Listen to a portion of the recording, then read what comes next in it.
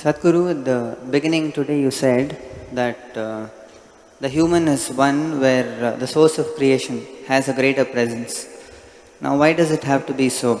Is it just nature's ploy, existence ploy, a play where we are all just some kind of software programs designed for self-annihilation with some support systems?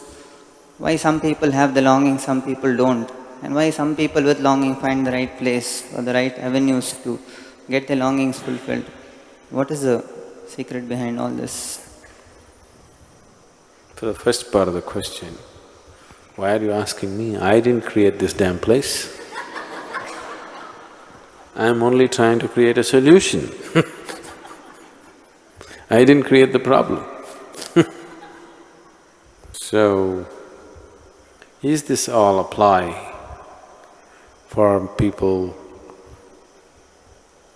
the spiritual people, to run their business? Do they have some kind of a deal with the Creator that he keeps people in such a turmoil that these people can run their show? Possible. It's just that you are asking this with a certain anguish attached to it. So I'm just trying to play it a little bit. You know the cat and the mouse game? They say, Iliga prana sangata bekkaga chellata. What it means is, for the rat, it's a life and death question. For the cat, it's a game.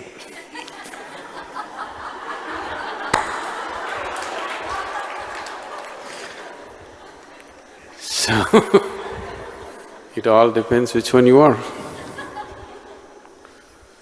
So, why this whole thing is made like this? Is it some kind of a conspiracy between the spiritual gurus and the Creator? No. It's all conspiracy from the other side. We are trying to beat the conspiracy. We don't have a deal with the conspirator, but we have made friends with him. Now that we have made friends with him, we can get him to open the door. Or we have found the keys ourselves. Even without his permission, we started opening the door these days. Now why in one person there is a longing, in another there isn't? There is no such thing. In everybody there is a longing. In everybody there is a longing to be little more than what he is right now, isn't it? In everybody there is such a longing, that is a spiritual longing. It's just that most people do not recognize it as such till a certain amount of pain or suffering or old age or the constant threat of death enters their life. Till then, they will not recognize that longing for what it is. They will go on painting all kinds of pictures. Using that longing, they are painting 1,000,000 different kinds of pictures on a daily basis. They think it's about money. They want to fool themselves that it's thinking that it's about a man or a woman. They know very well it's not so. But they like to keep the game going and keep the game going and keep the game going forever. They think it's all about a new house. They think it's about a new job. They think it's about a promotion. They think it's about wealth. Not that they really think so. They just like to play this game. Everybody knows that none of these things will fulfill them. They know it very well, isn't it? But they still continue to play the game.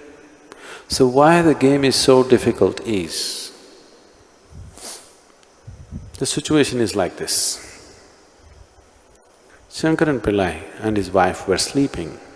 In the night, the wife thought she heard some noises downstairs, she thought there must be a burglar.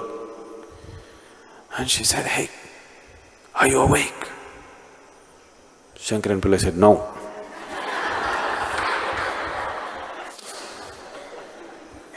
That's why you can't wake them up. You understand? They're really asleep. It's very easy to wake them. Gently you can either kiss them awake if they are gentle people, or you can put ice cold water, a bucket of ice cold water and wake them. But the problem is they're awake and they pretend to be asleep. Now you have to coax them not to pretend. You know it's difficult. You know it's difficult. That's why it seems so difficult, not otherwise. If people were really asleep, it would be very easily to awaken them. They're awake, but they're pretending to be asleep. Now, if you see, a man who is pretending to be asleep, if you roll him over, he'll sleep this side. You make him sit up, he'll sleep sitting. You make him stand up, he'll sleep standing.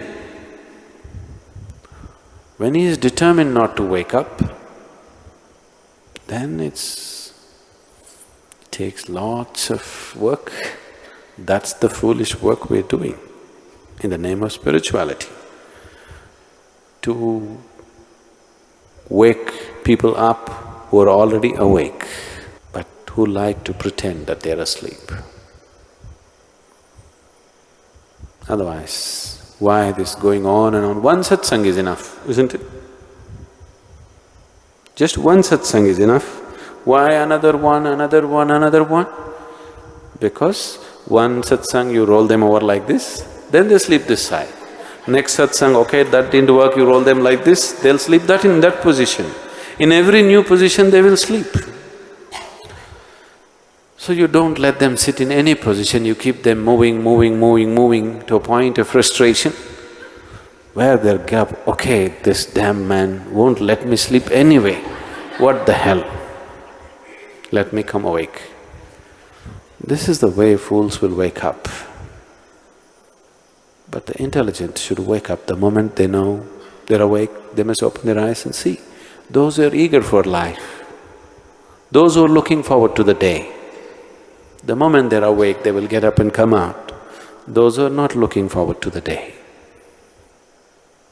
if sun comes up, they want to deny it by the blanket, isn't it? So that's why the spiritual process are designed like this.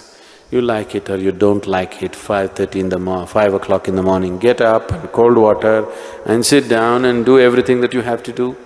No, I don't like it, I don't like it, it doesn't matter you don't like it, just do it, you're asleep, it doesn't matter. You still walk around and do everything.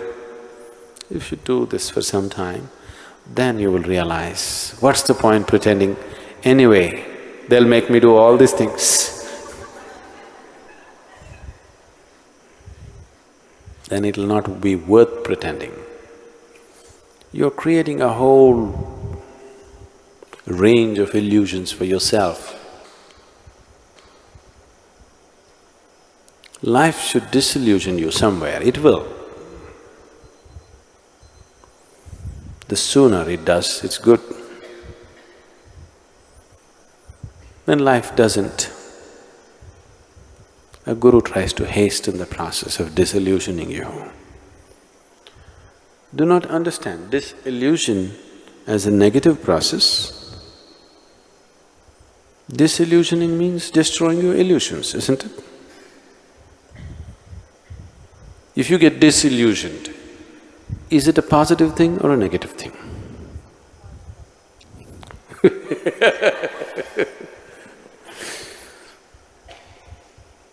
But that's a whole problem with life, isn't it?